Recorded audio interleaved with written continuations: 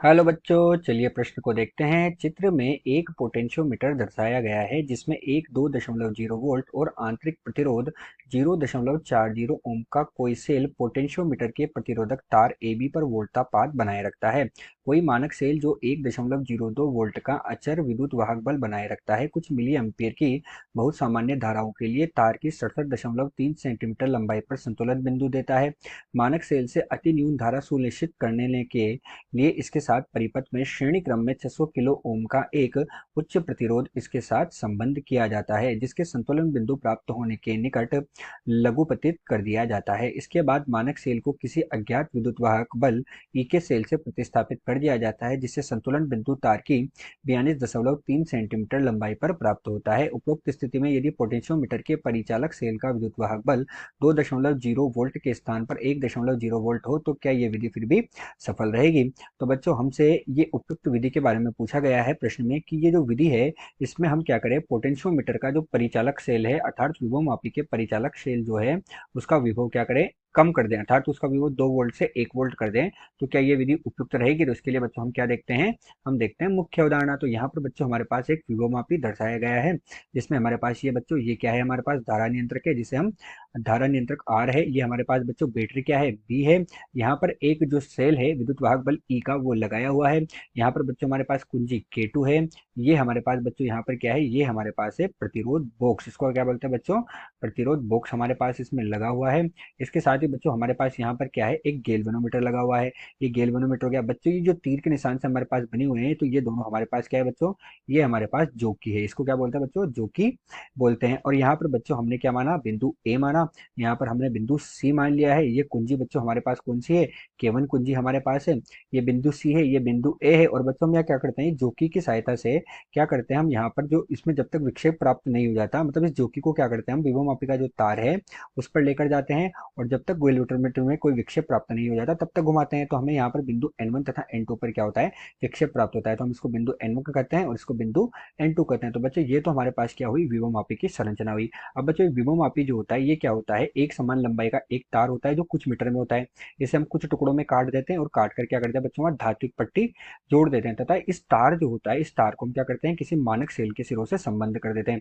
अर्थात हम यहाँ पर कोई भी एक मानक सेल जोड़ देते हैं जैसा हमने इसमें जोड़ा हुआ है। तो ये हमारे पास बच्चों विभवमापी होता है। अब विभवमापी में बच्चों हम क्या कर रहे हैं कि हम देख रहे हैं कि हम इसमें धारा प्रवाहित कर देते हैं। अगर हम इसमें धारा प्रवाहित करते हैं तो उस धारा को नियंत्रित करने के लिए बच्चों हमने यहाँ पर क्या लगाया हुआ है, धारा नियंत्रक लगाया हुआ है। तो ये तो हमारे पास धारा नियंत्रक हो गया, धारा को जो धारा इसमें प्रवाहित होती है उसको नियंत्रित करने के लिए। तो बच्चों अब हम यहाँ पर क्या देखते हैं कि हमें संतुलन बिंदु कैसे प्राप्त होता है। तो संतुलन बिंदु प्राप्त होने के लिए बच्चों हम क्या करते हैं, यहाँ पर जो हमने सेल जोड़ा है इसी प्रकार हम यहाँ पर दो सेल E1 और E2 को जोड़ते हैं, है ना। और क्या करते हैं बच्चों, ये जोकी जो है इसको तार के अनुदिश तब तक सरकाते हैं जब तक कि हमें क्या हो, गैल्वेनोमीटर पर कोई विक्षेप प्राप्त नहीं हो जाता। अर्थात बच्चों हम क्या देख रहे हैं कि ए से L1 दूरी पर हमने कोई बिंदु माना है। बच्चों क्या माना हमने, ए से L1 दूरी पर कोई बिंदु हमने मान लिया और वो बिंदु हमारे पास क्या है, N1 है। और ए से L2 दूरी पर हमने कोई बिंदु माना, वो बिंदु N2 है। और उन दोनों बिंदुओं के लिए बच्चों हम क्या करेंगे, यहाँ पर किरचॉफ का नियम लगाएंगे और किरचॉफ का नियम लगाकर हम संतुलन बिंदु प्राप्त करते हैं। तो बच्चों हम क्या देख रहे हैं कि ए से L1 दूरी पर एक तो बिंदु ए ले लिया हमने और उस बिंदु ए से कौन सी दूरी, L1 दूरी पर कौन सा बिंदु है हमारे पास, जब गैल्वेनोमीटर में विक्षेप आता है वो बिंदु है N1। तो उस पर बच्चों हम किरचॉफ का नियम लगाएंगे, किरचॉफ का नियम लगाएंगे। और हम क्या करते हैं बच्चों कि इसमें जो हमारे पास जो सेल होते हैं E1 और E2, तो हम क्या करते हैं पहले E2 वाला सेल जो है उसको क्या करते हैं इसमें जोड़ देते हैं। तो जोड़कर जब हम किरचॉफ का नियम लगाते हैं बच्चों तो हमें क्या मिलेगा, तो बच्चों हमें मिलता है फाई L1, ए से L1 दूरी पर है। बच्चों फाई क्या होता है, प्रति एकांक लंबाई वोल्टता होती है और ई का मान भी इसी तरह से निकालते हैं बच्चों। तो ये तो क्या हो गया विद्युत वाहक बल की सेल के लिए फाई L1, गैल्वेनोमीटर के लिए हमारे पास बच्चों 0 आ जाता है और विद्युत वाहक बल के लिए E1 आ जाता है। तो हमारे पास बच्चों जो पहला विद्युत वाहक बल है उसके लिए E1 बराबर कितना प्राप्त हो जाता है, फाई L1 प्राप्त हो जाता है, ये हमें प्राप्त हो जाता है। इसी प्रकार बच्चों हम क्या करते हैं, ए से L2 दूरी पर भी इसके लिए ज्ञात करते हैं। तो ए से L2 दूरी पर हम निकालते हैं। तो ए से L2 दूरी पर जब हम निकालते हैं तो हमें E2 प्राप्त होता है और वो E2 कितना प्राप्त हो जाता है बच्चों, इसी क्रम में हमें फाई L2 प्राप्त हो जाता है। और जब हम इन दोनों का अनुपात लेंगे बच्चों तो यहाँ पर हम दोनों का अनुपात लेने पर हमें क्या मिलता है, E1 बटे E2 बच्चों हमारे पास किसके बराबर आ जाता है, L1 बटे L2 के बराबर आ जाता है। अर्थात हम क्या कह सकते हैं, यहाँ पर जो E होता है ये किसके समानुपाती होता है, लंबाई L के समानुपाती होता है। तो इससे बच्चे हमें क्या हुआ कि जो पहला सेल हमने जोड़ा और फिर हमने दूसरा सेल जोड़ा, उनके लिए हमें क्या बच्चों संतुलन बिंदु मिलते हैं। और संतुलन बिंदु इसकी जो लंबाई है उसकी लंबाई पर ही कहीं ना कहीं L1 तथा L2 पर मिलते हैं। और यही प्रश्न में कहा गया है बच्चों कि एक बार तो हमें संतुलन बिंदु जो है 67.3 सेंटीमीटर पर और एक बार 82.3 सेंटीमीटर पर मिला।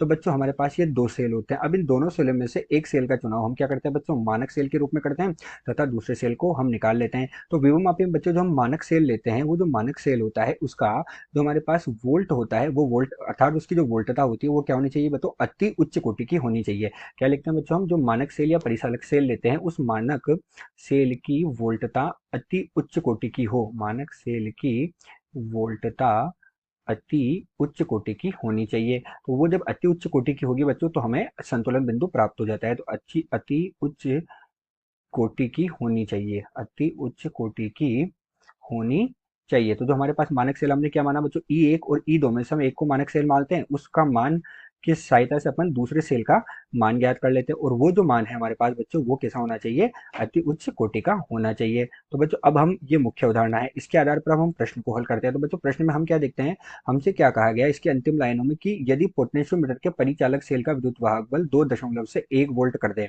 तो बच्चों हम क्या करें, विद्युत वाहक बल जो है मानक सेल का अर्थात परिचालक सेल का ही कम कर देंगे। तो हमारे पास बच्चों ये विधि उपयुक्त नहीं रहेगी, क्योंकि हमें क्या होगा, वहां पर जो संतुलन बिंदु है वो प्राप्त नहीं होगा। अतः हम क्या कहेंगे कि यह विधि उपयुक्त नहीं होगी। उस स्थिति में यह विधि उपयुक्त नहीं होगी। क्यों नहीं होगी, क्योंकि उस स्थिति में हमें संतुलन बिंदु प्राप्त नहीं होगा। तो यहाँ लिख देते हैं बच्चों, उस स्थिति में संतुलन बिंदु प्राप्त नहीं होगा। तो उस स्थिति में संतुलन बिंदु प्राप्त नहीं होगा। और बच्चों ये जो हमारे पास विभव मापी होता है, इस विभव मापी की सहायता से हम आंतरिक प्रतिरोध का मान भी ज्ञात कर सकते हैं। तो क्या होगा बच्चों कि अगर परिचालक सेल का मान जो है वो कम हो जाएगा तो हमारे पास क्या होगा, संतुलन बिंदु ही प्राप्त नहीं होगा। आशा करते हैं आपको प्रश्न समझ आया होगा। धन्यवाद।